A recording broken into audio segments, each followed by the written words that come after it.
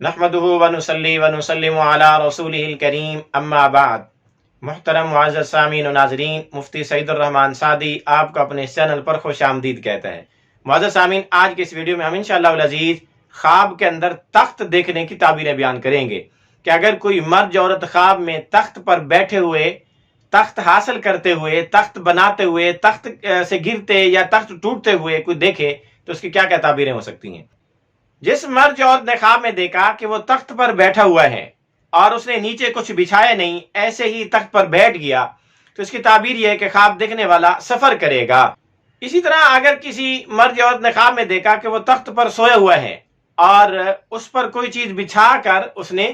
آرام کیا ہوا ہے، نیند کر رہا ہے، تو اس کی تعبیر یہ کہ خواب دیکھنے والا بزرگی پائے گا، قدر و منزلت پائے گا۔ اور اسی طرح اپنے دشمنوں پر بھی غلبہ اور فتح پائے گا۔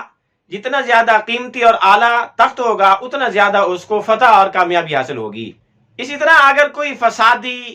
فتنہ گر آدمی، شرارتی اور شریر آدمی خواب کے اندر تخت پر سوئے ہوئے اپنے آپ کو دیکھے تو اس کی تعبیر یہ کہ خواب دیکھنے والا ان قریب سولی پر چڑھا دیا جائے گا۔ اسی طرح اگر کسی مرد عورت نے خواب میں دیکھا کہ وہ تخت پر بیٹھا ہوا تھا اور اس کا تخت ٹوٹا اور وہ گر پڑا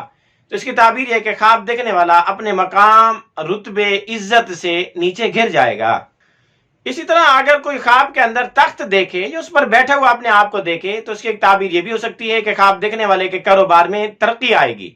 یا اسی طرح خواب دیکھنے والا کوئی وزارت، افیسری، ریاست اور حکومت حاصل کرے گا۔